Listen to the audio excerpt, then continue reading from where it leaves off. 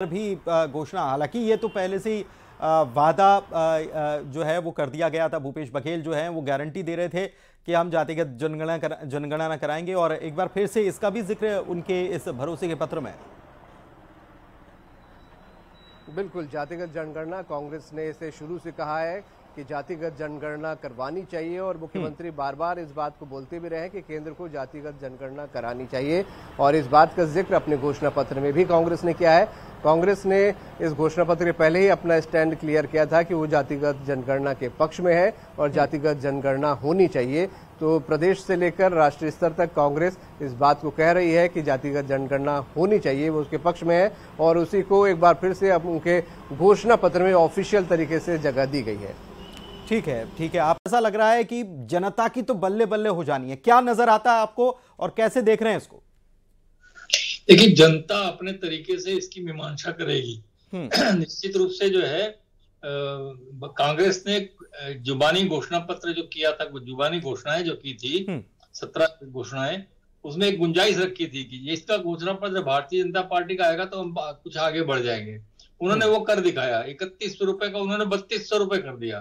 तो इस तरह से जो है एक गुंजाइश का फायदा भी उन्होंने उठाया है, और जितनी 17 घोषणाएं उन्होंने की थी उसको सबको शामिल किया है। जुबानी घोषणा को दस्तावेजी रूप में जो है घोषणा पत्र में शामिल किया है। एक बहुत महत्वपूर्ण बात, कुछ ऐसी बातें हैं जिनको भारतीय जनता पार्टी छू नहीं पाई।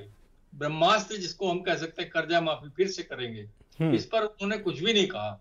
ये एक बहुत बड़ा ब्रह्मास्त्र है, उसका शायद कोई तोड़ उनके पास नहीं है, वो अचूक ब्रह्मास्त्र साबित होगा, ऐसा मुझे लगता है। बाकी जो है गैस की सब्सिडी उन्होंने भी कही है, आपने भी कही, लेकिन उन्होंने दूसरे तरीके से कही है, जिन्होंने सीधे खाते में डालने की बात की है। ये बहुत फर्क है। एक सबसे बड़ी बात मैं आपको बताता हूँ कि जनता उसको किस रूप में सोचेगी, उसको मैं बताता हूँ कि मुझे लगता है कि ये जो है कांग्रेस का घोषणा पत्र है, कांग्रेस का घोषणा पत्र, और उनकी जो है मोदी की गारंटी है, एक व्यक्ति की गारंटी, प्रधानमंत्री की गारंटी, जो कल हो सकता है रहे न रहे।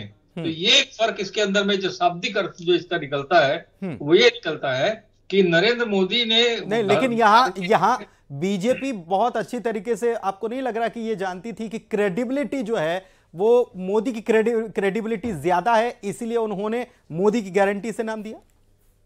बिल्कुल उसी सोच से उन्होंने किया, लेकिन व्यक्ति जो सोचेगा वो इस तरह भी सोच सकता है, क्योंकि उन्होंने धोखा खाया है। उन्होंने पहले, मोदी जी ने ही कहा था कि 2 करोड़ रोजगार देंगे, 15 लाख प्रत्येक के खाते में देंगे, ऐसे वायदे उनको याद है। तो वो कहेगा कि भाई ये तो मोदी जी की गारंटी है, मोदी जी ने तो पहले भी गारंटी दी थी। तो इस तरीके से सोच सकता है, जनता के बीच ये बात चल सकती है। तो इसलिए जो है व्यक्ति की गारंटी और पार्टी की गारंटी का अर्थ जो है थोड़ा सा यहाँ बदलता दिखता है, और लोगों की सोच में हो सकता है परिवर्तन इस रूप में कई लोगों के दिमाग में इस तरीके से भी आएगा। ये मैं एक फर्क इसमें देख रहा हूं। और जो कांग्रेस ने जो ध्यान दिया है वो मैं देखिएगा, कर्ज माफी की बातें, परिवहन व्यवसायी जो बेचारे कोरोना काल के दौर में जो टैक्स नहीं पटा पाए थे, बहुत परेशान थे, कर्जे की तरह उनके सर पर लदा हुआ था। तो उस काल का जो पैसा होगा, जो टैक्स होगा, वो माफ करने की सोच जो है इस सरकार ने बहुत दिनों से, लंबे समय से मांग कर रहे थे, गुहार लगा रहे थे, तो उसको पूरा करने का प्रयास किया है। और भी बहुत सारे कर्जे जो है माफ करने का प्रयास किया। स्व सहायता समूह का कर्जा माफ किया, बहुत बड़ी बात है। स्व सहायता समूह बहुत लाभ में नहीं है, हानि में जा रही थी। उनका कर्जा बढ़ा था, जो लोगों को पूर्ति कर रहे थे, उसकी पूर्ति के नाम पर जो है कर्जा माफ करने का जो घोषणा किया गया, बहुत बड़ी राहत है उनके लिए। ये जो है ये विशेष चीज दिखती है। और आत्मानंद स्कूल के माध्यम से इन्होंने स्वास्थ्य शिक्षा को प्रभावित करने का प्रयास किया है। 10 लाख मुफ्त इलाज, दुर्घटना में इलाज मुफ्त, तो स्वास्थ्य के ऊपर ध्यान दिया है। इस तरह इन्होंने किसान, मजदूर, कर्ज माफी के माध्यम से हर वर्ग को कोशिश की है। और कर्जा माफी का ब्रह्मास्त्र जो है वो उन्होंने धान के ऊपर, जो ये किसानों के ऊपर जो छोड़ा है, वो बहुत महत्वपूर्ण और बहुत सटीक और अचूक निशाना है उसका। मुझे तो ऐसा लगता है कि जो 17 वायदे पहले किए थे वो घोषणा पत्र में आया है, और उसके ऊपर बढ़कर जो है उन्होंने घोषणा पत्र में दिया है। तो मुझे लगता है कांग्रेस का घोषणा पत्र 19 के ऊपर 20 है, नहले के ऊपर दहला है। ठीक है, ठीक है। के.एस. चौहान साहब भी इस वक्त हमारे साथ बीजेपी से जुड़े हुए हैं, उनसे बात कर लेते हैं, उनकी प्रतिक्रिया बहुत जरूरी है। तो चौहान साहब, कैसा लगा कांग्रेस का ये भरोसे का पत्र? पुनीत जी, सबसे बड़ी बात ये थी कि ये जो घोषणा पत्र था वो किसके आधार पे था, तो भारतीय जनता पार्टी के घोषणा पत्र के आधार पे था। इस वजह से ही वो लोग रुके हुए थे और उसके बाद ही इन्होंने अपना घोषणा पत्र तैयार किया।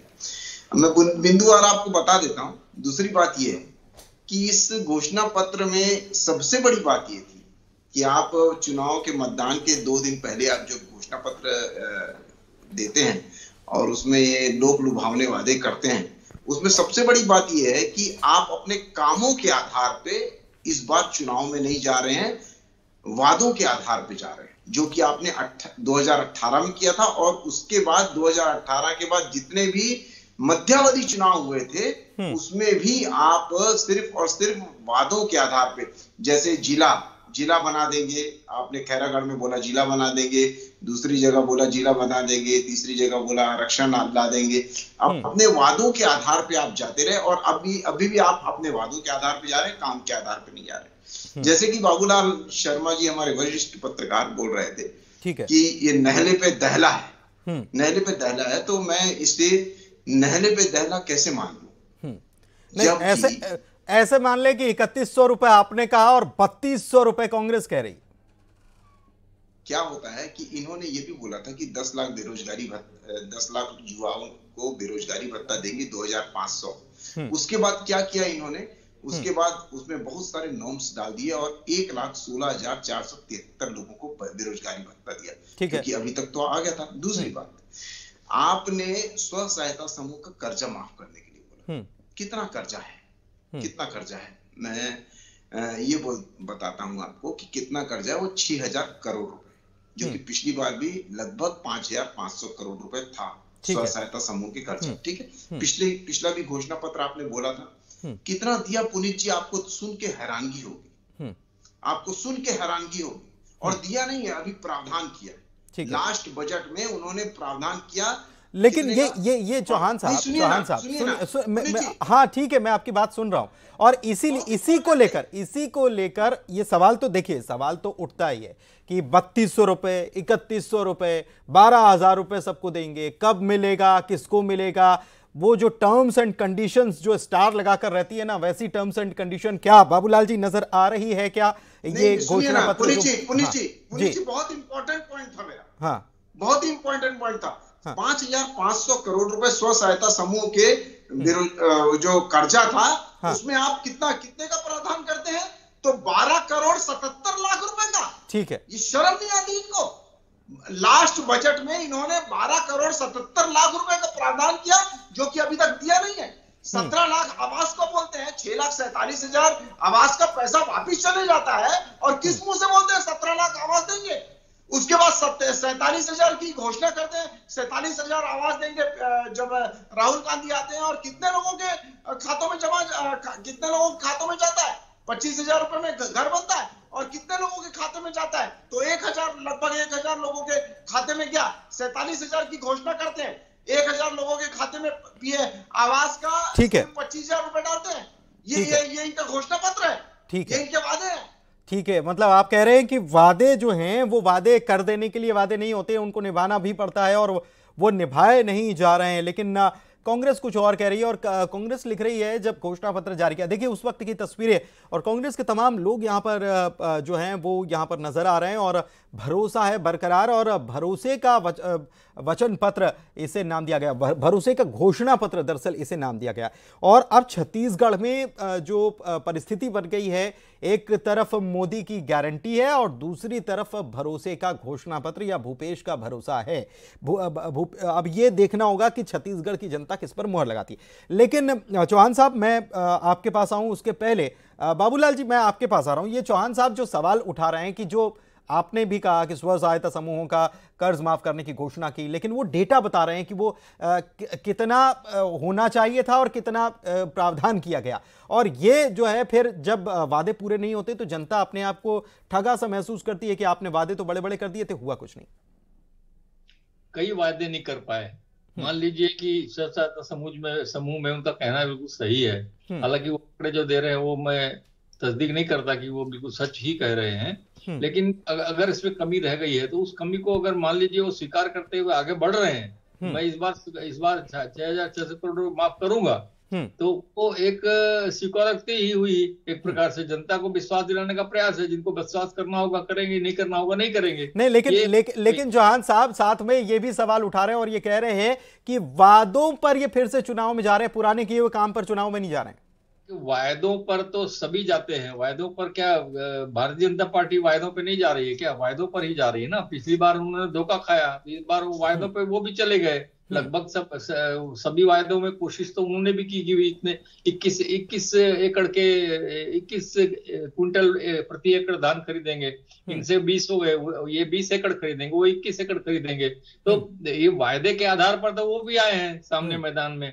वायदे इन्होंने वायदे पहले भी किए थे, वायदे अब भी कर रहे हैं। तो सवाल वो है, जैसे नशाबंदी को उन्होंने इस बार छुआ ही नहीं, जबकि नशाबंदी इतना बड़ा मुद्दा बना हुआ था। भारतीय जनता पार्टी इसको लपेट रही थी अच्छे से, लेकिन उसको उन्होंने छुआ ही नहीं। इसको रिपीट किया है, सहायता समूह को उन्होंने रिपीट किया है। रिपीट किया है, और जो रह गया है या जिसको सम्मिलित नहीं किया गया, वो कह रहे हैं कि पिछला जो था वो बरकरार रहेगा। लेकिन क्या आपको लगता है कि मुख्यमंत्री अगर ये कहते हैं कि हमने पिछले वादे किए थे वो बरकरार रहेंगे, तो पिछले वादे 5 साल के लिए किए थे भाई, और 5 साल में पूरा नहीं हुआ, आप कह रहे हो कि हम उसको एक्सटेंड करके 10 साल के लिए ले जा रहे हैं, ये थोड़ा हैरत में नहीं डालता?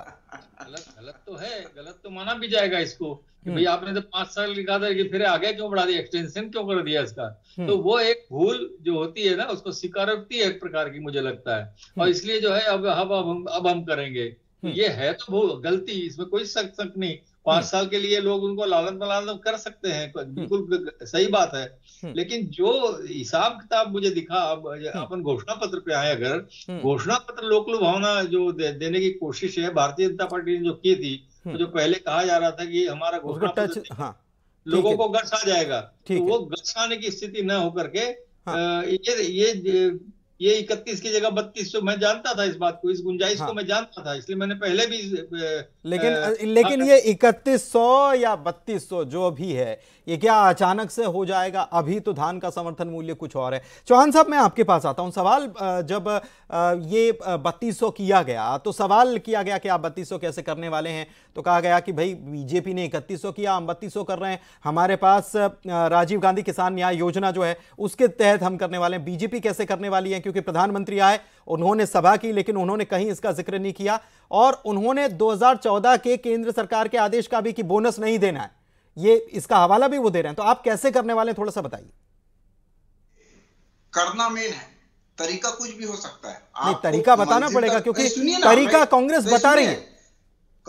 कांग्रेस बता रही है, मैं ये बोल रहा हूं कि जब घोषणा होती है, अभी कौन सा तरीका बताया उन्होंने कहा कि राजीव गांधी किसान न्याय योजना के तहत हम देंगे। तो हम भी इसी टाइप का कोई योजना लाएंगे, और जो 3100 बोला हुआ है वो देंगे। लेकिन वो कह रहे हैं कि प्रधानमंत्री ने बोनस देने के लिए मना किया था, और इसी वजह से, सुन तो लीजिए, इसी वजह से 2014 में आदेश हुआ, और इसी वजह से 2018 तक आपने किसानों को बोनस नहीं दिया। किसने बोनस नहीं बोला था? बीजेपी ने जो बोनस देने का वादा किया था वो नहीं दिया था। सुनिए, मैं ये बोल रहा हूं कि बहुत सारी घोषणाएं होती हैं, और जो ये बोल रहे हैं कि जो पुरानी घोषणाएं हमारी पूरी नहीं हुई हैं, अभी ये कंटिन्यू रहेंगी, तो इसका मतलब ये है कि अभी भी जो घोषणाएं पूरी नहीं होंगी, अगली बार ये बोलेंगे कि वो एज इट इज रहेगी, वो कंटिन्यू रहेगी। नहीं, वो इसका मतलब ये होता है। नहीं, लाइन आप दूसरी पकड़ रहे हैं। मैं धान के बोनस की बात कर रहा हूं, उसके बारे में थोड़ा सा बताइए। हाँ, मैं बता रहा हूं आपको, मैं बता रहा हूं। अगर धान का बोनस नहीं दिया है, वो उतना पैसे का अगर इनडायरेक्ट रूप से दूसरी जगह से किसानों को अगर फायदा पहुंचाया गया है, तो वो क्या मतलब वो किसानों की झोली में नहीं गया है। मेन बात यह है कि किसानों के पास जाना चाहिए। चाउर वाले बाबा ऐसे ही नहीं कहला गए रमन सिंह। पूरे देश में सबसे ज्यादा चाउर वाले बाबा इन्हीं को बोला गया है। क्यों बोला गया? क्यों बोला गया? 2003 को आप निकाल के दीजिए, कितना समर्थन मूल्य पे कितना धान खरीदा जाता था, और अभी कितना खरीदा जा रहा था 2018 तक, कितना खरीदा जा रहा है? नहीं, तो वो तो बढ़ ही रहा है। 2018 के बाद फिर बढ़ रहा है, फिर हर साल बढ़ता जा रहा है। अरे लिमिट तो बढ़ती जा रही है। एक मिनट मेरी बात। 15 सालों में अगर आप परसेंटेज देखेंगे तो इनके परसेंटेज से हमारा परसेंटेज बहुत ज्यादा। परसेंटेज क्योंकि शासनकाल ज्यादा है।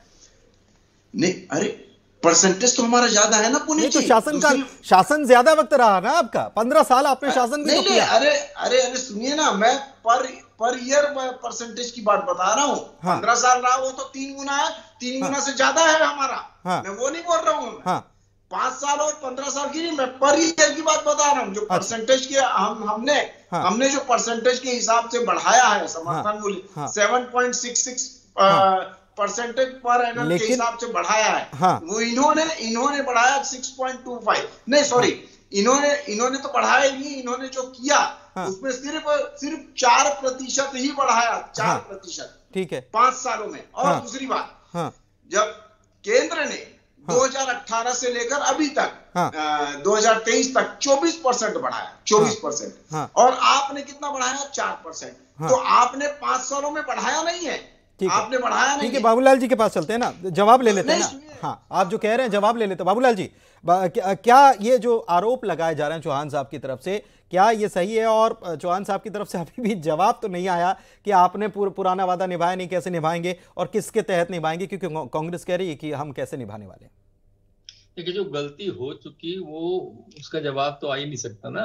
गलती तो हो चुकी, उसको या तो स्वीकार करना पड़ेगा कि हाँ हमसे गलती हुई थी, हम उसको सुधारेंगे, तो जवाब नहीं आ पाएगा।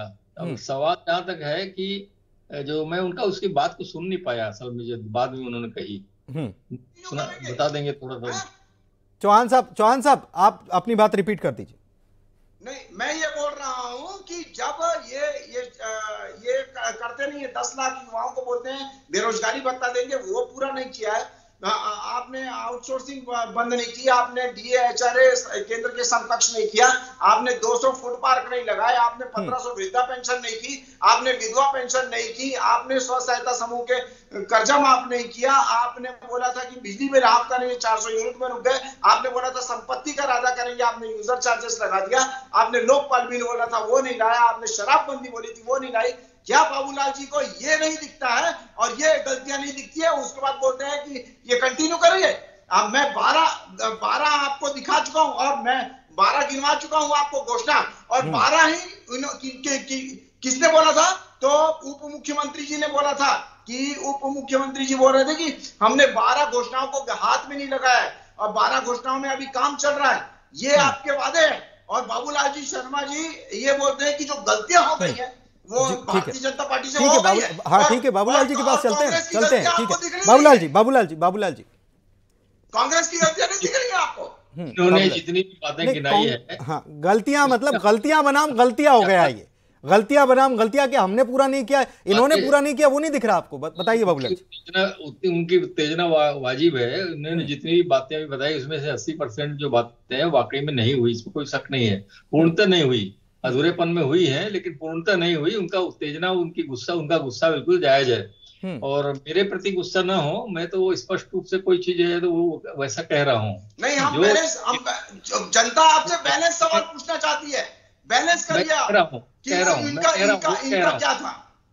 मैं कह रहा हूँ आपने जितनी भी बातें गिनाई है उसमें से 80% बातों के इसमें मैं सहमत हूँ कि वो पूर्णतः नहीं कर पाए हैं, और जो है इस बात को मैं स्वीकार करता हूँ कि है इसमें बहुत सारी गलतियां रह गई हैं इसमें। लेकिन जहां तक मैं समझता हूँ कि स्व सहायता समूह पर मैंने जो टिप्पणी की है उसमें मैंने गलती सुधारने की कोशिश बताया है, उसको कोशिश बताया उनका। क्या पता कल को करे न करे, वो मैं नहीं कह सकता, लेकिन उनकी मैंने जब ये कैसे किया गया आपने प्रश्न उठाया, तो मैंने बताया कि स्व सहायता कर्ज माफ के लिए उन्होंने अपनी गलती को सुधारने का प्रयास किया है। मैंने अपना रुख रखा, तो मैंने कोई पक्ष लेकर नहीं बोला है, पहली चीज। दूसरी चीज जो है कि कोई भी सरकार हो, चाहे आपकी सरकार हो चाहे कांग्रेस की सरकार हो, वायदे जितनी भी करती है, मैं फिर गिना दूंगा, ये दोनों के वायदे में रखूंगा, और 5 साल बाद अगर मैं जीवित रहा तो निश्चित रूप से आपको फिर बताऊंगा कि आपने कितने वादे पूरे किए। आपकी सरकार अगर आ गई तो आपके वादे को भी मैं गिनाऊंगा, और इनका भी मैं गिनाऊंगा कि आपकी सरकार अगर आ गई तो आपने कितने वादे पूरे किए। ऐसा नहीं है, तो सारे वायदे पूरा करना किसी सरकार के बस में नहीं है। वायदे किए जाते हैं जीतने के लिए, और मैं तो इन वायदों को गलत मानता हूं, इनको प्रलोभन मानता हूं। अच्छा, ये फ्रीबीज की बड़ी बात चल निकली है, तो ये फ्रीबीज क्या इसमें बाबूलाल शर्मा जी फ्रीबीज क्या नजर आता है और क्या नजर नहीं आता? ये 200 यूनिट बिजली फ्री कर दी है इस बार, बड़ा और घोषणा ये रही कि 200 यूनिट बिजली हम फ्री देने वाले हैं। ये पहले भी था कि 400 यूनिट जलने तक पे जो है 50% माफ, ये वही घोषणा है, ये सेम घोषणा है, इसमें कोई फर्क खास नहीं है। ये जो मैं जो समझ पाया हूँ इसको अभी तक के, जो 400 यूनिट तक के बिजली हाफ का जो घोषणा थी और दिया जा रहा था, बिजली अगर 100 का बिल आता था 50 रुपए आपसे वसूल किए जाते थे, 50 रुपए छूट गिनी जाती थी, और वो छूट जो है जोड़ते चले जाते थे। आज तक आपको कितना छूट आप तक मिल चुकी है, वो जोड़ते हुए चले जाते थे। तो उसी को इन्होंने बिजली फ्री, 200 यूनिट की बिजली फ्री, मतलब बहुत ज्यादा फर्क वाली बात नहीं हुई। 400 यूनिट में 200 यूनिट बिजली फ्री थी, इसमें फर्क कितना है कि 200 यूनिट तक के आपको एक भी पैसा नहीं लगेगा, मतलब एक भी पैसा नहीं देना होगा, ठीक है।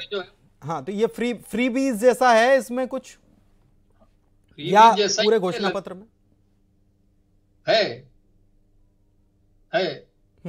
क्या नजर आता, और ये होना चाहिए क्या?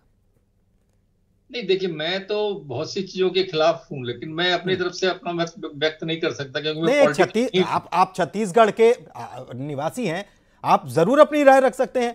राजनीतिक दलों को सुनना चाहिए, समझना चाहिए, क्योंकि दोनों ही राजनीतिक दल, दिलचस्प यह है कि दोनों ही राजनीतिक दल ये कह रहे हैं कि हमने जनता से पूछकर ये घोषणा पत्र या वचन पत्र या संकल्प पत्र ये सब बनाया। नागरिक की हैसियत से मैं अपना विचार ये रख सकता हूं कि ये पैसे न तो इस कांग्रेस के हैं न भारतीय जनता पार्टी के, हमारे पैसे हैं। नागरिक में मैं अपनी बात रख रहा हूँ, ये हमारे पैसे हैं। हाँ। इन पैसों को हमसे पूछकर खर्च कीजिए, हम तो ये कहते हैं। हाँ। और उन लोगों के लिए आप मुफ्त में दीजिए जिनको जरूरत है, सबको देने की क्या जरूरत है। रोजगार की बात कर लेते हैं, ठीक है चौहान साहब, रोजगार की बात आपने कही, और संकल्प पत्र में ये आपने कहा है कि हम 1 लाख रोजगार 2 सालों में हम दे देंगे, सरकारी नौकरियां हम देने वाले हैं और भ्रष्टाचार नहीं होगा, ये खास तौर पर वादा किया गया है।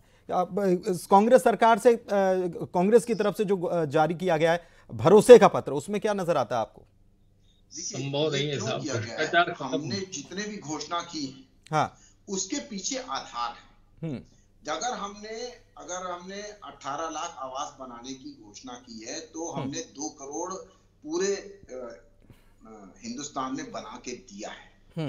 अगर हम 1 लाख बोल रहे हैं भर्तियां करने के लिए, और उसमें भी हम समय सीमा दे रहे हैं कि 2 साल के अंदर, तो इसका मतलब ये है कि लेकिन ये समय सीमा, सुनिए 2,15,000 लगभग हमने अनियमितकरण को नियमित किया है। हाँ। इस वजह से हमने ऐसा बोला है। ठीक है, ऐसा बोला, लेकिन ये बाकी चीजों की समय सीमा क्यों तय नहीं की गई है, थोड़ा सा ये बता दीजिए। सुनिए बाकी चीजों की समय सीमा, अरे यहाँ पर तो कोई समय सीमा ही नहीं है। हाँ, तो वही तो, वो तो सवाल कांग्रेस से भी है ना। मैं वही बोल रहा हूँ, हमने कहीं तो हमने ठीक है, तो जनता को ये समझना होगा कि समय सीमा जिस चीज में दी गई है उस चीज में दी गई है, बाकी 5 सालों के लिए आप समझ जाइए। बीजेपी कांग्रेस दोनों ने अपने अपने घोषणा पत्र जारी कर दिए हैं। एक तरफ मोदी की गारंटी है तो एक तरफ भरोसे का घोषणा पत्र है। अब जनता किस पर मुहर लगाती है, जनता दोनों को समझेगी, कंपैरिजन भी हो सकता है करे, और चीजों को समझने के बाद ही मतदाता अपना मत देगा। बहुत शुक्रिया आप दोनों मेहमानों का आज की चर्चा में शामिल होने के लिए, और इसी के साथ यहां वक्त एक छोटे से ब्रेक का चला है।